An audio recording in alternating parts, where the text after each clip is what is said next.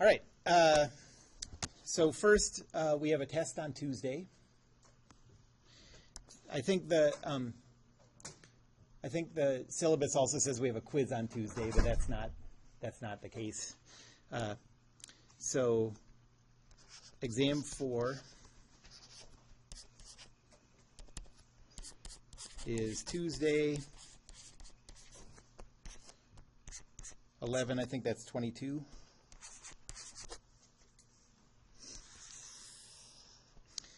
And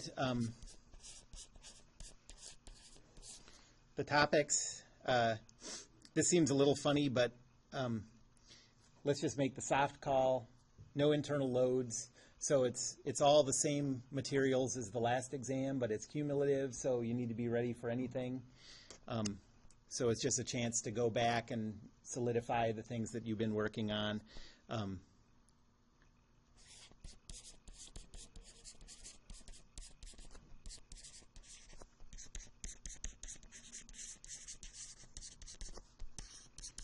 And then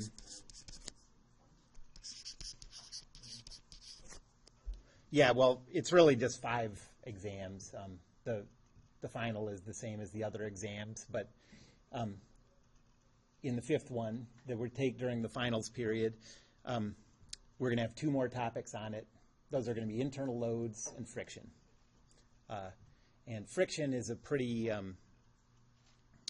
think that's probably the least difficult topic in this class, so that won't be too bad. So anyways, everything up through structures, it's going to be different kinds of different kinds of questions, so make sure you, like, if you did well on exam 3, make sure that you still go back and review, because this is going to be on, everything is fair game up through structures. Any questions about the exam? Yes? It just depends on what kind of questions they are, but 4 is probably usually a pretty good guess. I've said before, like, my goal when I write tests is I always try to make it a test where half of the class has left after 1 hour.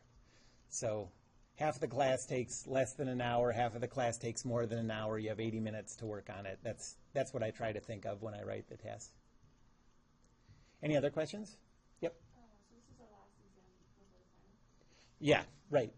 The final really isn't any different than the other exams, since they're all cumulative. And I don't write the final to be any longer than the other ones, and it's not worth any more points. But yeah, there's 5 exams, and this is the 4th. You have one more quiz? I would have to look at the syllabus. It says on there. But Okay, then yes. Yes, one more quiz. December 6th. So right before final. Okay, yeah. Any other questions? All right. I just had a general question. Yes. On the exam. Mhm. Going back to structures, why do we not do anything with structures in 3D? They are pretty hard. For one thing, they're hard to, really the biggest reason I think is that they're hard to draw. It's hard to get the ideas across, The ideas are all still the same. You end up with a lot of equations really fast, because in 2D structures, every rigid body gives you 3 equations, so you can solve for 3 variables per body. In 3D, every rigid body is 6, so a structure with 4 rigid bodies in 3D is 24 equations. That's not really like, that really doesn't make it that much harder or anything. It takes a little more time. Exponentially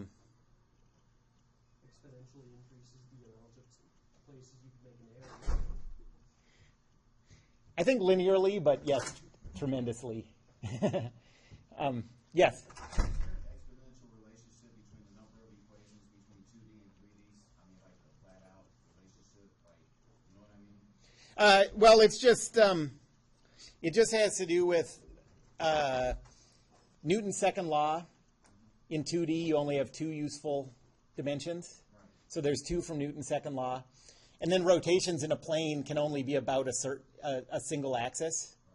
And so that's where the 3 comes from. It just dictates itself. Yeah, right. Okay. Yeah. Yes? What's your vision for homework? My vision of the future of homework? Yeah, because we have two on there that we can do. Maybe are both of them going to be due by the end of the quarter, or? Okay, so yeah, there was supposed to be homework due today, right? But I didn't assign anything in that period. Okay, so the last thing I assigned was structures, and that was on the previous assignment. So the homework, so yeah, the problem set that says it's due today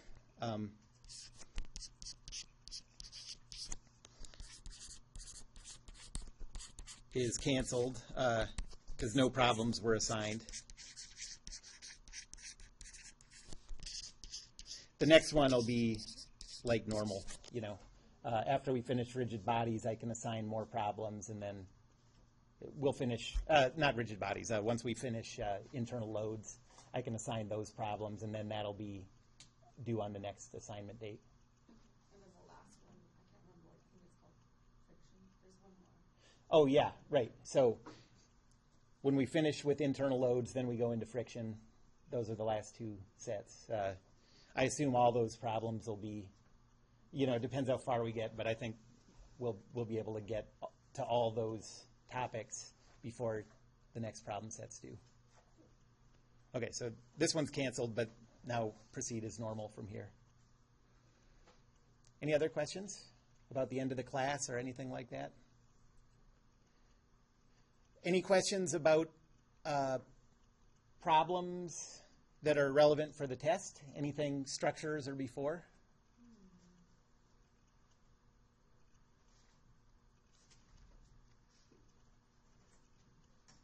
No, actually, I have a Mm-hmm. question. Yeah. Since this is our second exam that includes things with structures, would it be would you be putting questions that are like on the quizzes on that to compensate for part of that? Nope. It'll still all just be problems. Will it just But- be generic structures problems, or will it be? It's everything. So there could be particle statics, 3D rigid body statics, vector problems, you know, everything up through structures. I mean, there definitely will be something related to structures. It's the most important topic in the class. I mean, I think it's fair to say there'll be something related to structures on both of the next 2 exams. It's the main topic in this class. But you should be ready to do problems similar to any of the assigned problems you've had so far. Okay. Yep. What about, so we did like a little section on the two-force member simplification. Yeah. And I feel like I know why that was, Yeah. but I don't like it and I don't want to use it. Yeah, you don't ever have to use that. I just wanted that to be in your notes somewhere. Yeah. And actually that, as far as 3D structures go, the most common type of problem that you would see with 3D structures would be something where everything is 2 force members in a 3D shape, like a tetrahedron or something, and then you treat like, so if all the joints are ball and socket joints, you could use that 2 force member simplification, or you could use the method that we use for everything. And that's the only kind of 3D structure problem I've ever seen in a book or anything. And actually, just curious on that, I've been noticing when I was doing the homework particularly that a lot of the matrices end up being the same type of matrix, i.e. it's like F1 2x, F1 3x, Oh, yeah. 0, F1, Right. et cetera, random variables, negatives for the first 2, some other variable. Uh-huh. Is there some kind of simplification that relates to that? There is sort of, you do see the same things over and over again, but I think that's probably just has more to do with the way I make the problems than, I don't think that's anything you could bank on, you know what I mean? But yeah. It was a curiosity. There are patterns that seem to come up over and over, yeah. Okay. Yes? Can I please look at question number 10 on structure? Sure, do you have it there?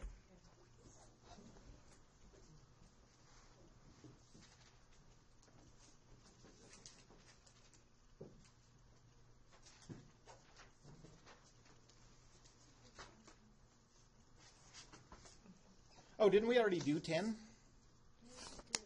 think we've got one. Okay, that's in the notes somewhere if you weren't there that day.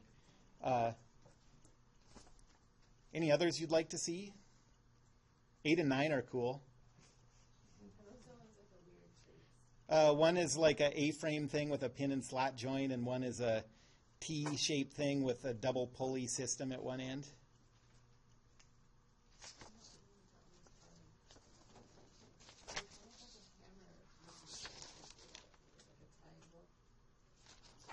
Oh, I think we did that one too. This one. Yeah. Okay. Well, let's just go on. You guys got nothing. I'm going on. Come on, guys, we gotta waste more time. Yeah, exactly. It's like assembly in junior high. You're going to have to go back to class if you don't ask a question. Okay. So, back to internal loads.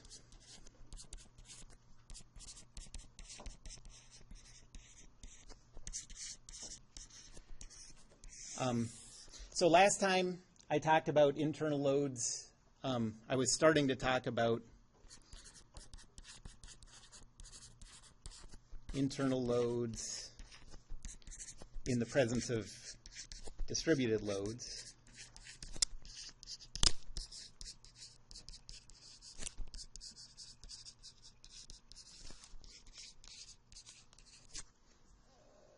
And I did one where there was a cantilever beam that the only force on it was the weight. Anybody remember what I said? So this is sort of a key thing to understanding how to treat distributed loads. We've always, before when we've had weight in a problem, just put it at the center of mass as a point force.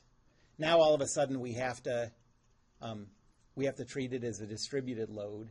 When can you make that jump from and for every calculation involving a distributed load, at some point, we have to treat that distributed load as a point force. So when can we make that jump? Yeah, once you've chosen the body to isolate. Yeah, exactly. So once you've drawn your free body diagram, decided what everything represents, then you can make that switch to treating as a point force. Yep? Actually, just curious. Yeah. What if you had a distributed, let's say you had two beams together, for lack of a better word, with a fixed joint in the middle. Yeah. What if you had a distributed load that covered on both of them? As in, it went from the midpoint of this one to the midpoint of that one. With a fixed joint in the middle? Yeah. I mean, that's, you would probably just treat it as a single member. Okay. You know, if it's a fixed joint, it's no different than just being. I was just saying fixed joint because that's the first thing I could think Oh, of. first thing you could think of. Would it just end up being It's a structure. If it's something else, then it's a structure. You know, structures are bodies connected by joints, and you'd have to solve for the external loads on each body, and then go to the internal loads from there. So would the distributed load on each individual beam just be some point force that may or may not be? It would be the part of the distributed load, the total distributed load that's on that body. Okay, so it would be the part on. Yeah, you'd break it up. Yeah, right. Yep. Okay, so now let's go to a little more complicated example.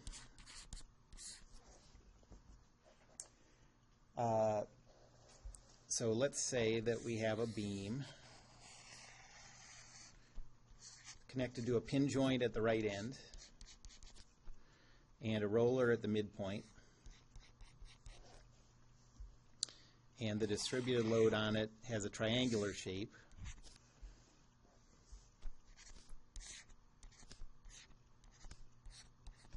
With a maximum value of 10,000 newtons per meter.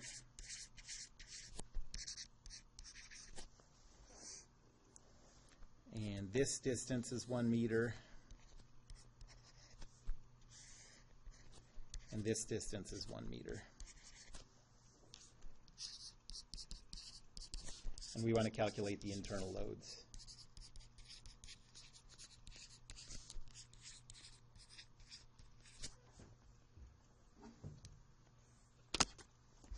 What's the first step?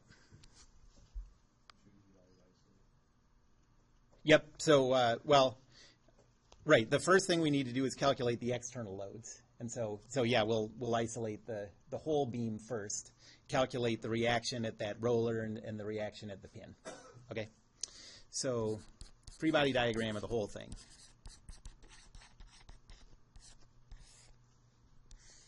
Technically speaking, you don't need to know the first two things yet. That's true. It's just We can't solve for the roller without knowing that, yeah. it's just easier to calculate it all as one. But I don't think it's possible to do it any other way. Well, that's a strong statement, but okay. yeah, that's right. If all the external loads were at the right end, we could skip it. But okay, so we have the distributed load. We have a force vector at the pin. I'll call that RB. We have a force with a known direction at the roller. Call that RA.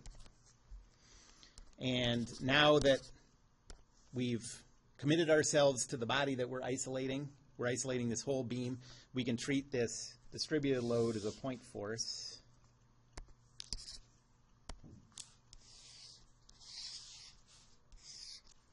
It has a height of 10,000, a length of 2, so the area is 10,000 times 2 divided by 2, so 10,000. And the centroid is 2/3 of 2, so right here. So 10,000 newtons, and this distance, 2/3 of 2 is 4/3.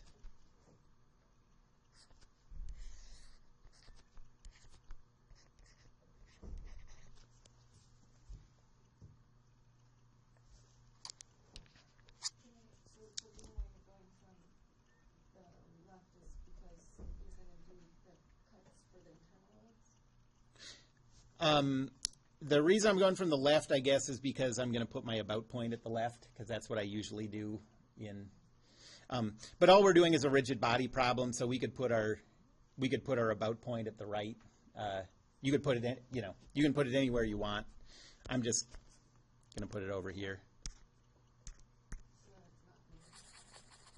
There's no real reason except that in internal loads, once you go to the cuts, you're always putting your about point at the left end, so I'm sort of in the habit of doing it once we start talking about internal loads. Why do you always put the end points at the left? If you have time, you should try putting it somewhere else. It's possible, and there's nothing wrong about it, but you'll just see that the calculations are a lot simpler. Like, for example, the moment that's produced by that shear force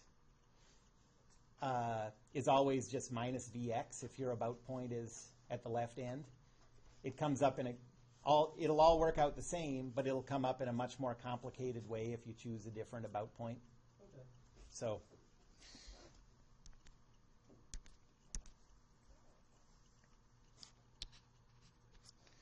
all right, so Newton's second law says 0 RA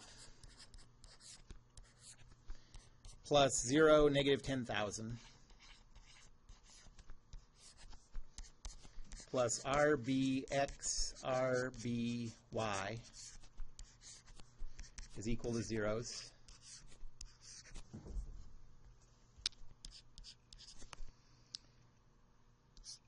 So RBX is equal to 0. We have the second equation that says RA plus RBY is equal to positive 10,000.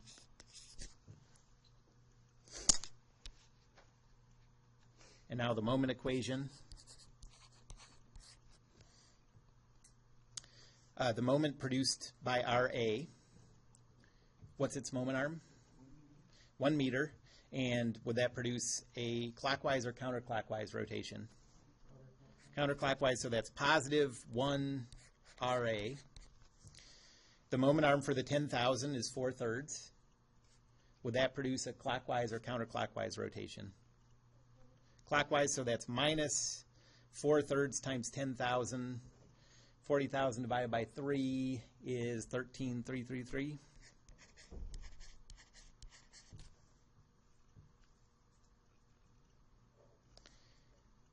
And then the x component of RB, would that produce a moment? No. The y component? Yes. What's its moment arm? 2. And clockwise or counterclockwise? So 2RBY equals 0. And so you get RA plus 2RBY is equal to 13,333. Okay, so here's our system.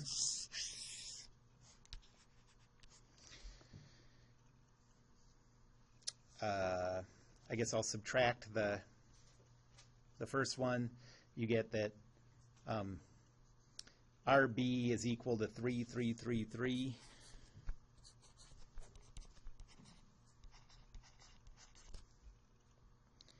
And so RBY. And so RA is equal to 6,666.7.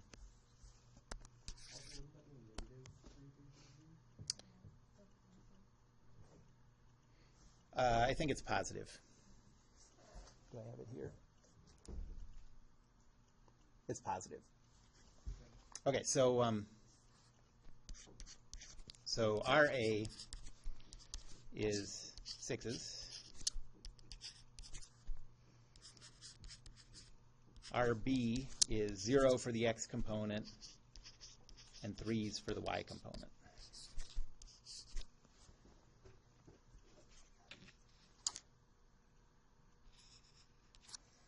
And so the starting problem for our internal loads calculations, we have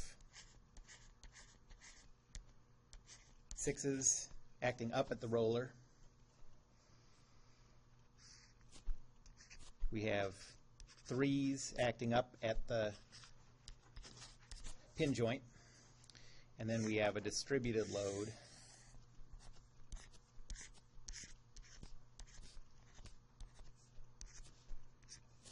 with a magnitude of 10,000 newtons per meter at the maximum. Okay, so why did I go back to treating that? We'd already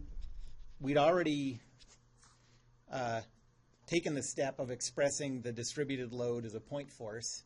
Why did I backtrack now and write it back as a distributed load? Seems like an unnecessary pain in the butt.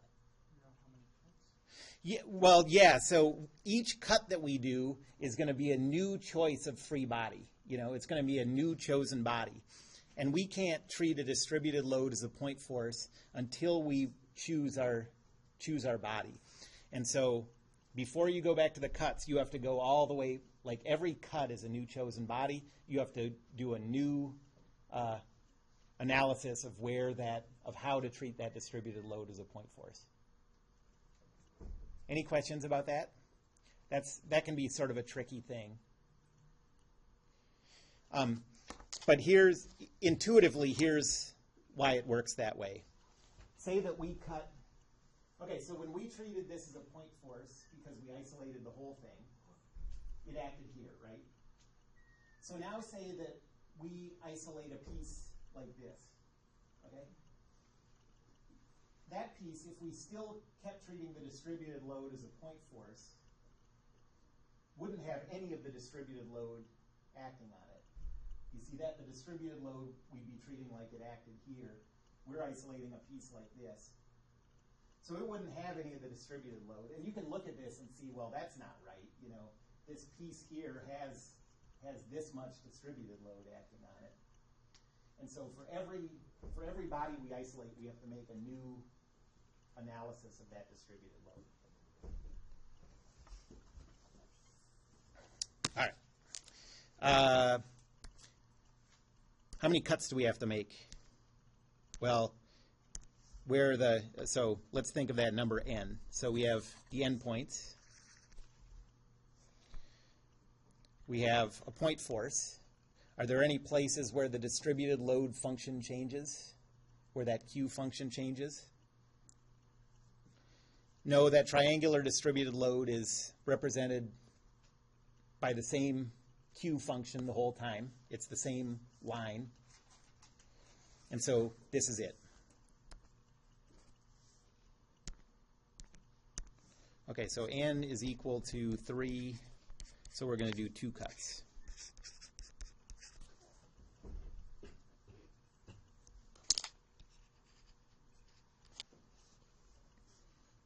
So there would never be a scenario where you want to make, like, if you treated that distributed load as a point force and then decide and use that to decide where to make cuts. Yes, don't do that.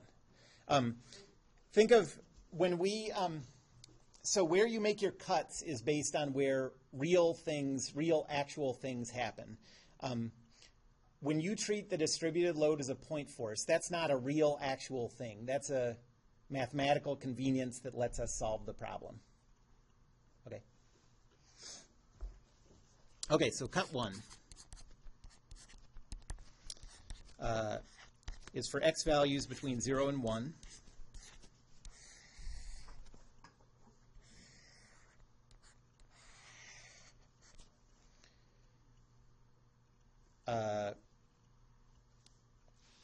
We haven't gotten to the 6666 force yet. So the only loads are part of this distributed load.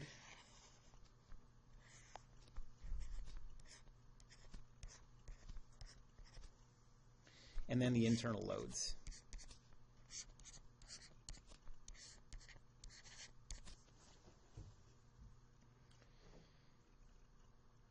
And now the question is, what's the height of that triangular load?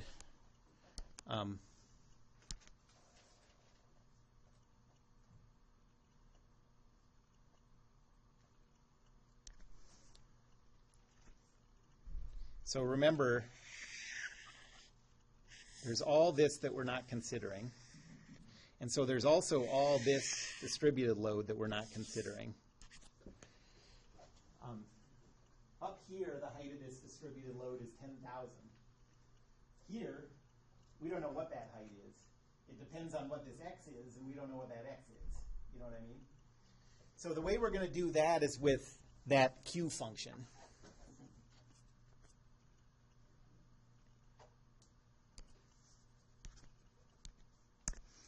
So what's the function Q of x that represents this, that line?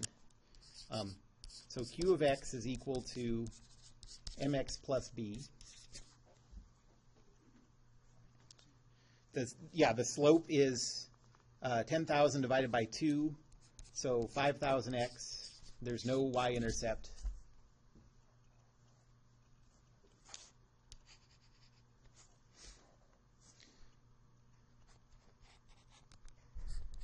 This is x equals 0. This is x. So now, here's the cool thing. If this function gives us the height of the distributed load at any value of x, and the right end of our chosen piece is x, then the right side, the height of the right side of this distributed load is 5,000x. Okay? No matter what this x is, the height here is 5,000x.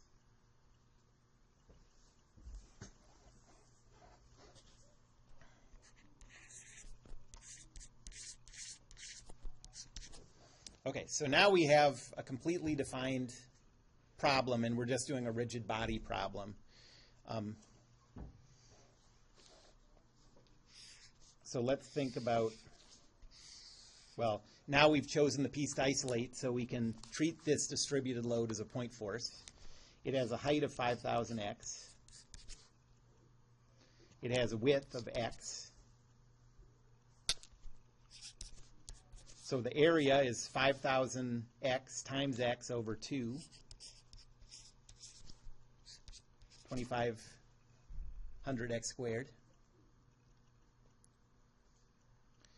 And then the centroid,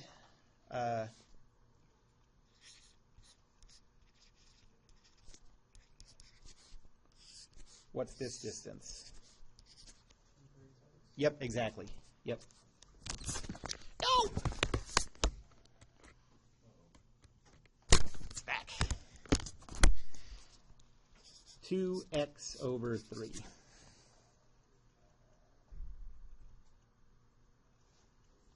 So now I'm going to draw a new free body diagram with that distributed load represented as a point force.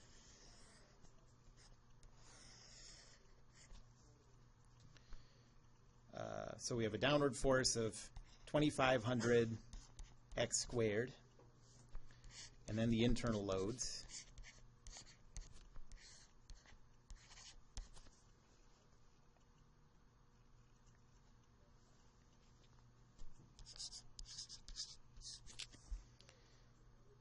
So now Newton's second law. There's a 2500 x squared force in the negative y direction. So 0, negative 2500 x squared.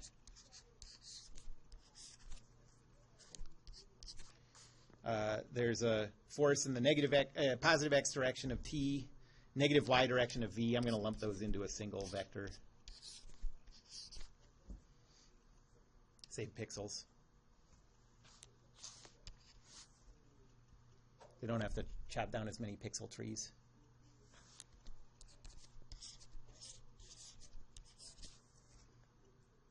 Okay, so t is equal to 0. V is equal to negative 2500 x squared. Okay, we haven't seen that before.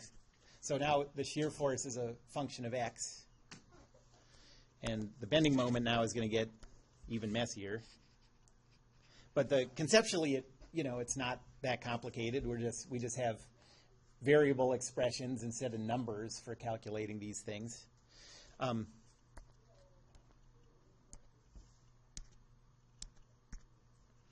So our about point is here, like it always is.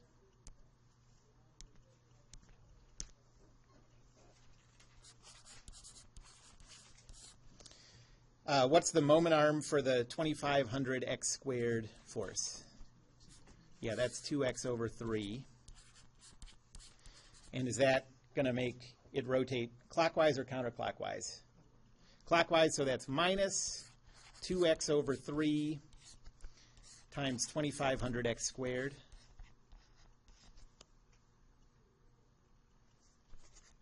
plus m minus vx is equal to 0. So m is equal to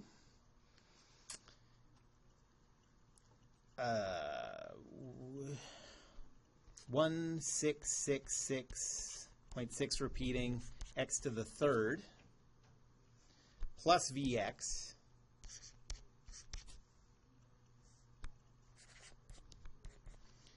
so that's 1666.6 repeating x to the third minus 2500 x squared. That's times x. Follow?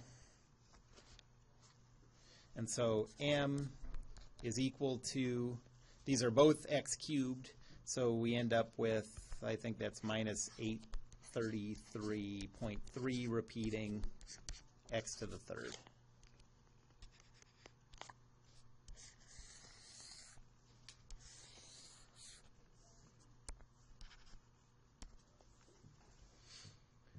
Any questions about that?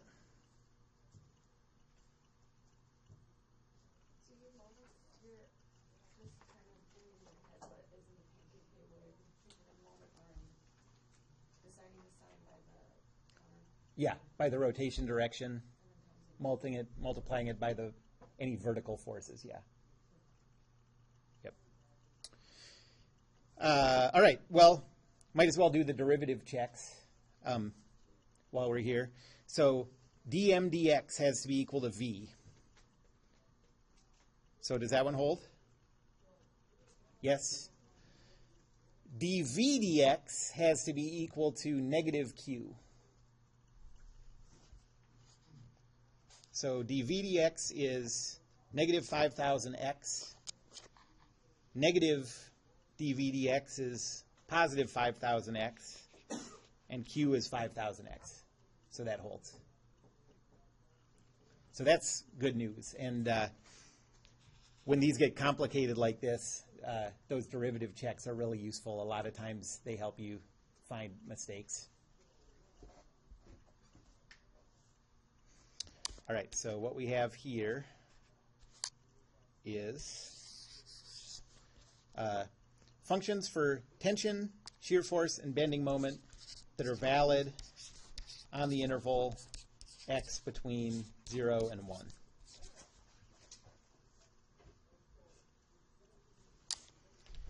And now we'll go to the second cut for x values between 1 and 2.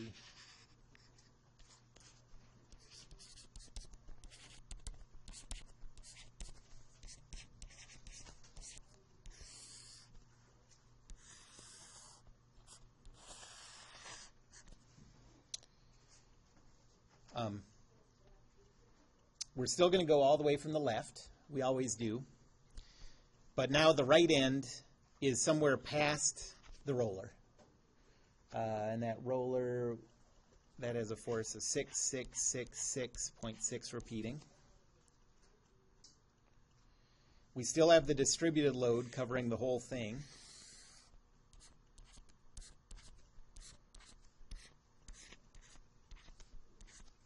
And we have the internal loads.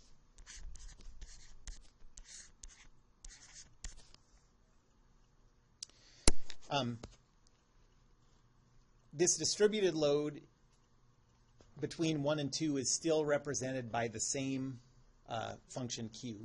And so this still is, the highest point, the maximum of this distributed load is still represented by 5,000x.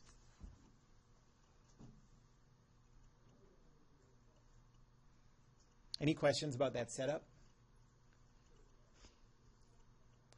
So now we're going to, now that we've chosen the body to isolate, we're going to represent this distributed load as a point force. Can you write the distributed force like that? Wouldn't it be higher on the left side? Like, wouldn't it be already a distance above that? On the left side. Okay, so we're going to have to deal with stuff like that, and it's going to be a serious pain. Okay. But not yet. Okay. Because that interval 1 to 2 represents where our right end is. Our left end always is the far left. Oh, sure. Okay. Just out of curiosity, Yes. Can you have a distributed load that, for lack of a better term, can any function represent a distributed load? Yes. So you could have, say, a sine or a cosine wave Yep. on the top. That is so weird. Yeah. Well, I mean, these distributed loads are just they're mathematical functions that are supposed to be approximations of how the real force is spread out. Okay? So I'm not sure what kind of real physical force would produce a sinusoidal distributed load, but maybe there's something. But really what you're doing is, someone would just measure the load pattern, and they would look at it, and they would think about what function fit that load pattern reasonably well.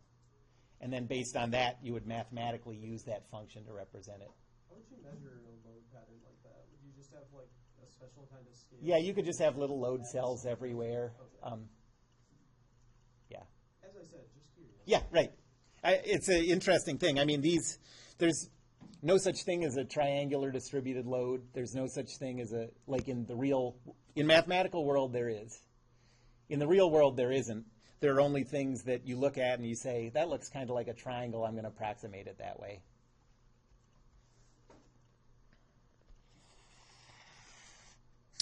All right. So this triangular distributed load is just, we're going to treat it just like we did before. We still have a height of 5,000x, a width of x, So the area is 2,500 x squared.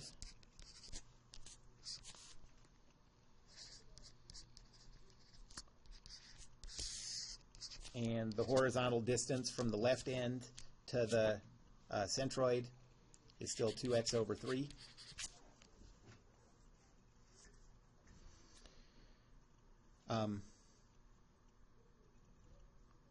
So we have a force of 6666.7, 0.6 repeating.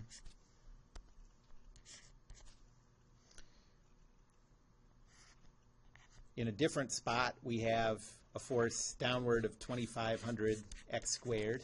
Depending on where x is in this interval, 2,500 x squared could be to the left of the roller, it could be to the right of the roller. But either way, we know that this distance is 2x over 3, and this distance is 1. And then we have tension, shear force, and bending moment.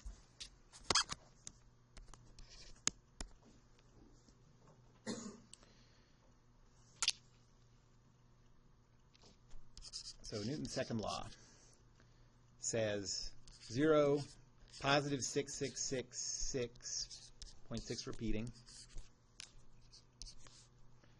plus 0, negative 2,500 x squared,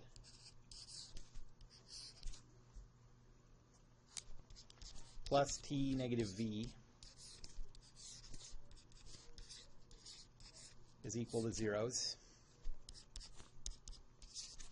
So t is 0. V is negative 2,500 x squared plus 6666.6 repeating. Bless you.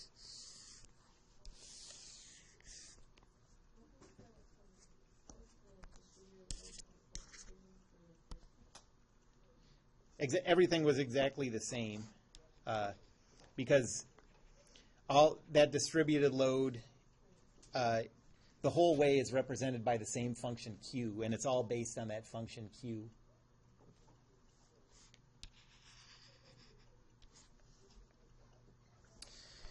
And now the moment equation.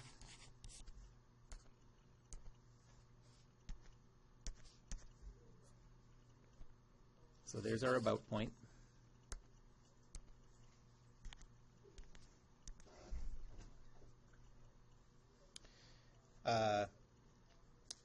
Well, first we have the moment produced by the 6666.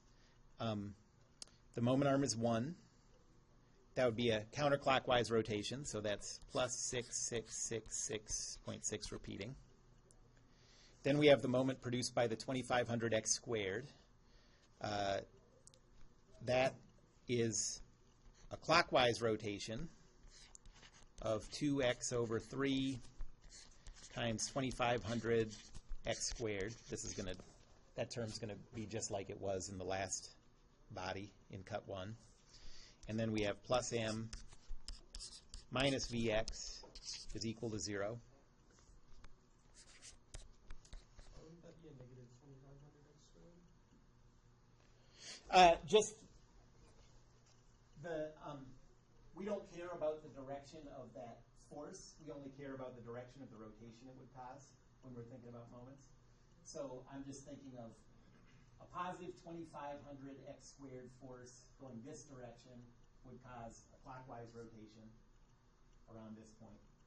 If you're doing the full pancake table, wouldn't it end up with it being negative?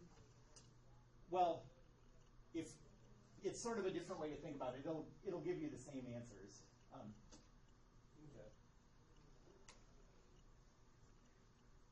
Okay. If you like doing the pancake table, keep doing that. I don't think you'll ever be in a situation in one of these tests where taking the time to write out the table causes a problem in finishing the test or anything. But the way you want to think about it if you're doing it this way is just using the arrow direction, the force direction, just think about whether it's rotating clockwise or counterclockwise, and that's the only sign you need.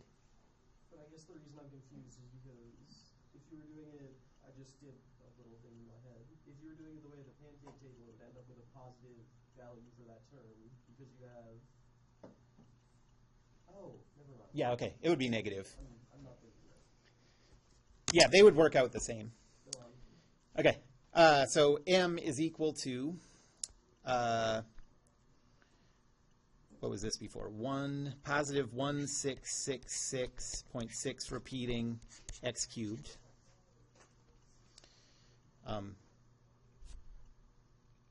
Minus 6666.6 repeating plus Vx.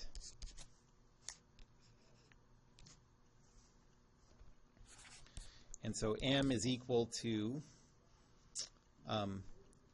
1666.6 repeating x cubed minus 6666.6 repeating minus 2500 x cubed. So now I'm doing the v times x. I'm just multiplying x times all these terms. Plus 6666.6 repeating times x. And we can group a couple things together. We get that m is equal to negative 833.3 repeating x cubed plus 6666.6 repeating times x minus 6666.6 repeating.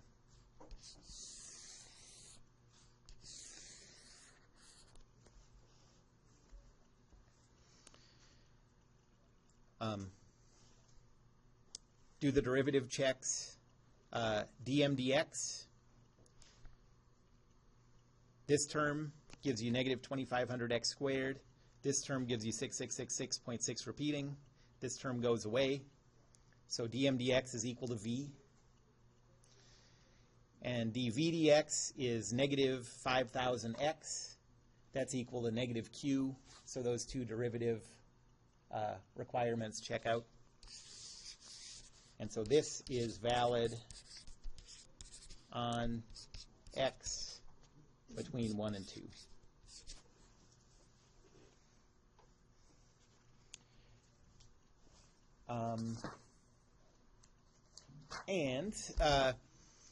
I think plotting these functions out to figure out where the maximums are is useful. I don't have it here in front of me. I wouldn't do it by hand. That's unnecessary. Just find some program you like online and plug it in. You can do it on your calculator, but even that is kind of unwieldy.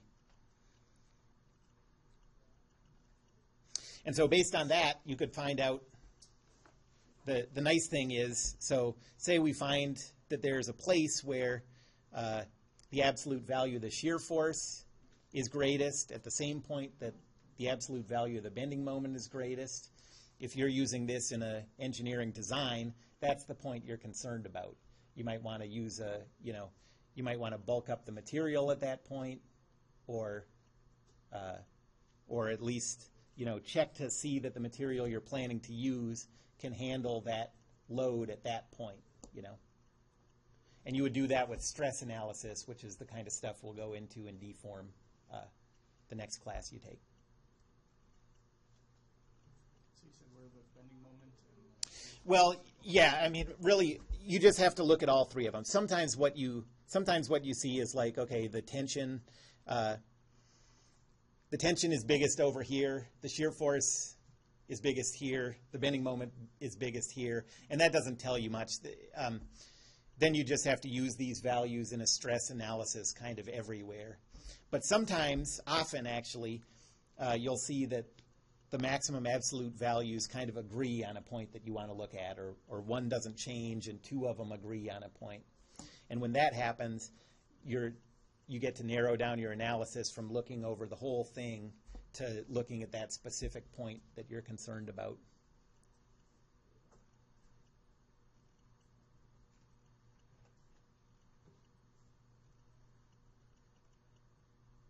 Any other questions about that one? All right. So now,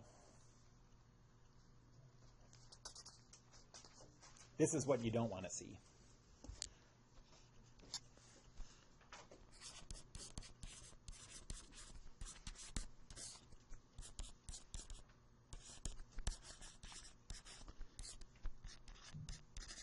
The bad kind of triangular distributed load.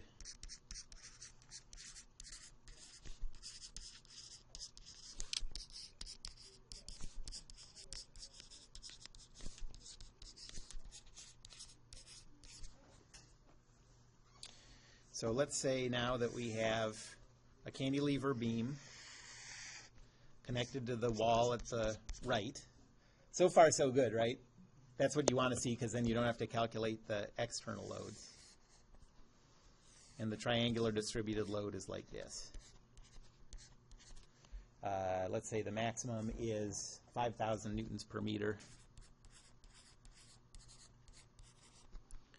And the length of this beam is 2 meters. We want to calculate the internal loads.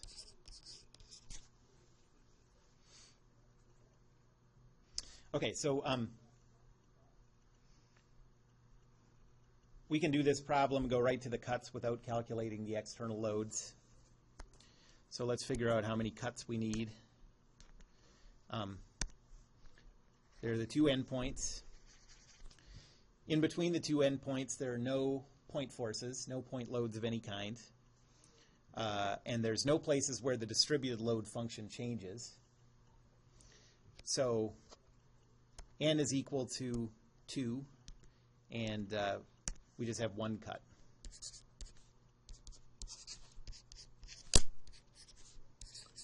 So far, everything's sailing along swimmingly. Yeah? So if you have this, like, let's say you're starting here and you're trying to decide where the best place is to put, like, a roller, Uh-huh. like, to support the load. Yeah. Would it be safe to assume that, like, the 1/3 rule, or, like, on this from the left would be a good starting point? Yeah. If you put a, I mean, say, if you put a roller right underneath the, like a third from the left, there would be no load at the wall anymore at all. So actually, I don't know if you're trying to, I guess it depends how, then it just comes down to like how your joints are made. Like, would you rather rely on a roller to take all of the force here, or would you rather spread it out evenly between this? But you're right that if you put a roller a third of the way from here, put it right here, and did the calculations, it would say that all of the distributed load is supported by this roller, and all the loads over here would be 0.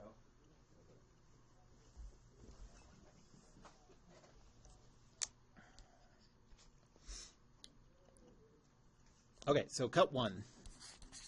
We're feeling super good about, well, the one thing that's making us not feel great about this is that I wrote the bad kind of triangular distributed load. That's sort of gnawing at us a little. Okay, so cut 1 for x values between 0 and 2, 5,000.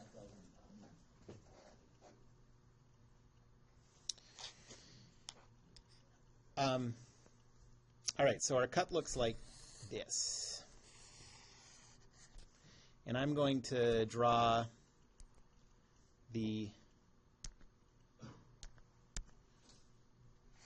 so let's think about the stuff that's not included in our cut.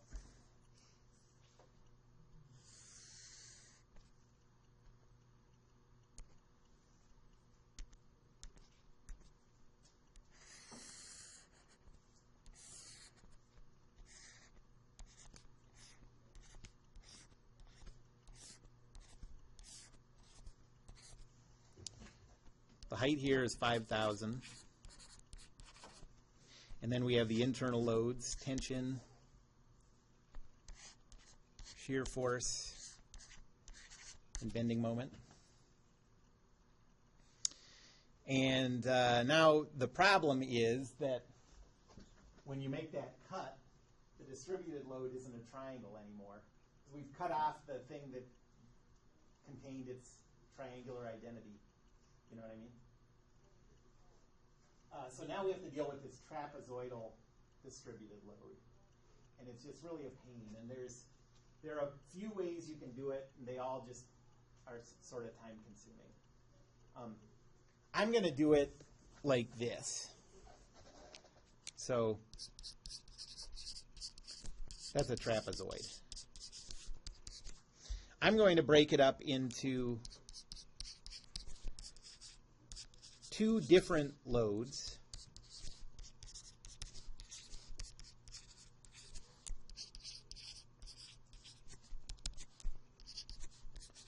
A rectangle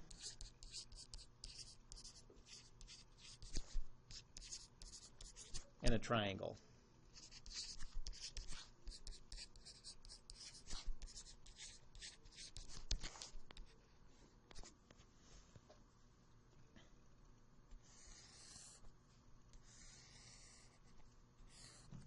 So there's the triangle. There's the rectangle. And let's figure out what we know about these dimensions. The length is x. The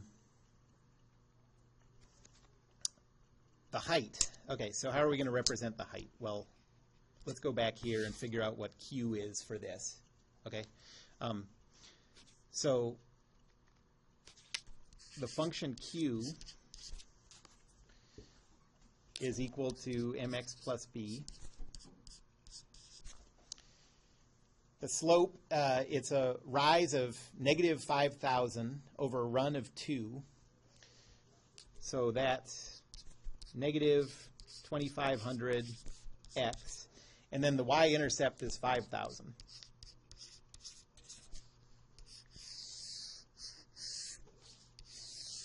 Okay, so the distributed load, that function that represents the distributed load is negative 2,500 x plus 5,000.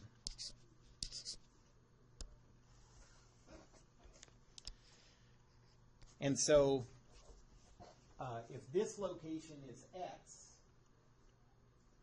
then this height here is negative 2,500 x plus 5,000.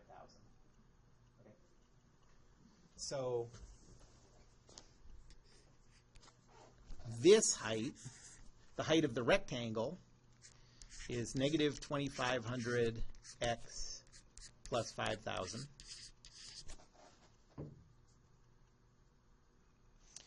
And now the last thing that we need to define these shapes is the height of that triangle. Well, we know the whole height is 5,000. And so the height of this is 5,000 minus the height of the rectangle. And so that's just 2,500 x.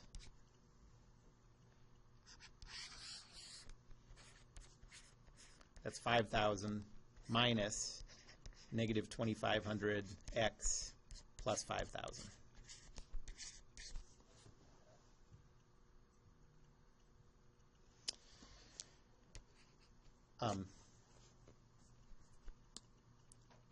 The area of the triangle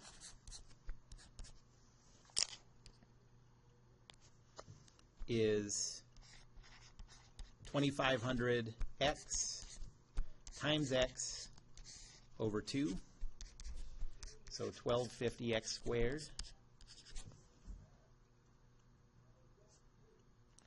The centroid of the triangle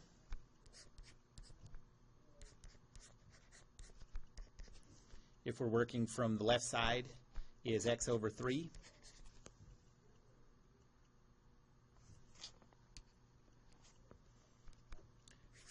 The area of the rectangle is negative 2,500 x plus 5,000 times x. So negative 2,500 x squared plus 5,000 x. And the centroid of the rectangle is just right in the middle, so that's x over 2.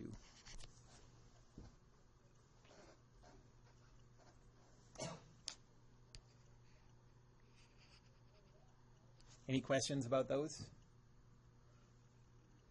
So now I'm going to redraw that free body diagram and represent that trapezoidal distributed load as two different point forces, one for that triangular part and one for the rectangular part.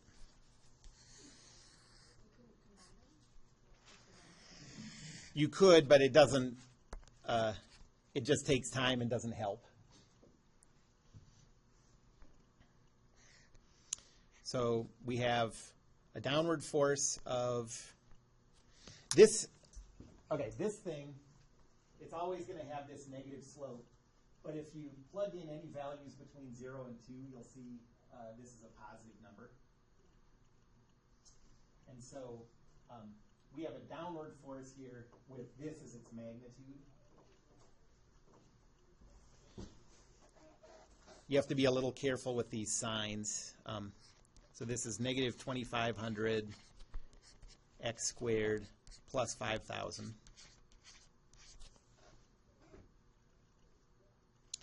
And then the triangular one is over here. That has a magnitude of 1,250 x squared. And then we have the internal loads.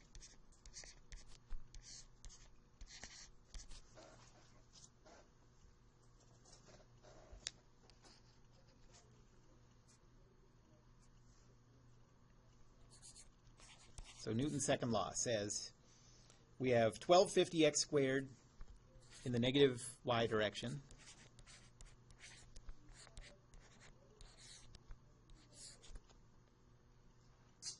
Now we have negative 2,500 x squared plus 5,000. Oh, that should be 5,000 x. Left off an x.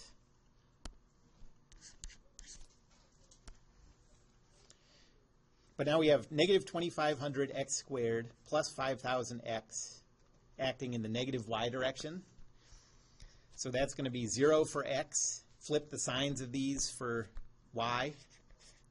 So that's positive 2,500 x squared minus 5,000 x.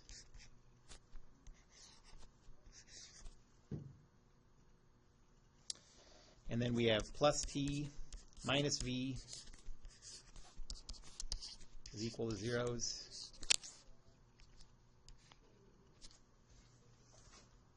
So t is equal to 0. V is equal to, if you add these all up, you get 1,250 x squared minus 5,000 x.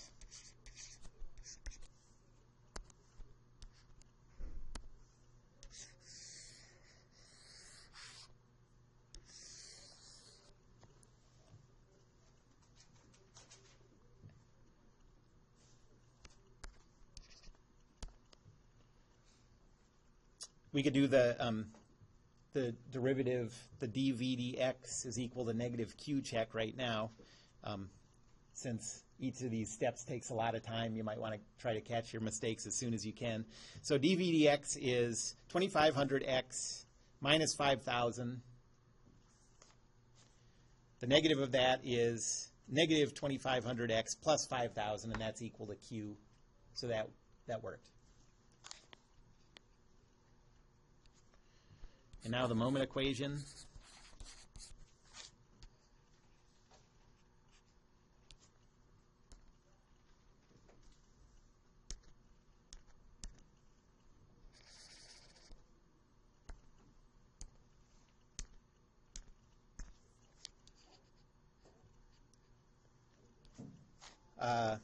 So we have a force of 1,250x squared with a moment arm of x over 3. And is that a clockwise or counterclockwise rotation? Clockwise, so negative x over 3 times 1,250 x squared.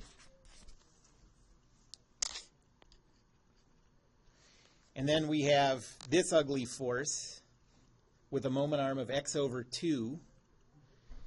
And would that produce a clockwise or counterclockwise rotation? Clockwise, so now we have minus x over 2 times all that stuff.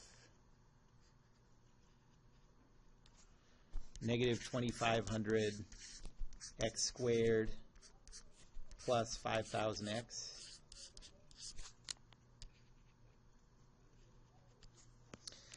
And then plus m minus vx is equal to 0.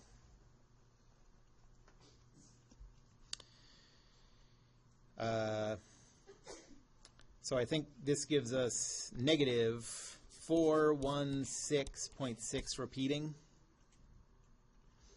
What?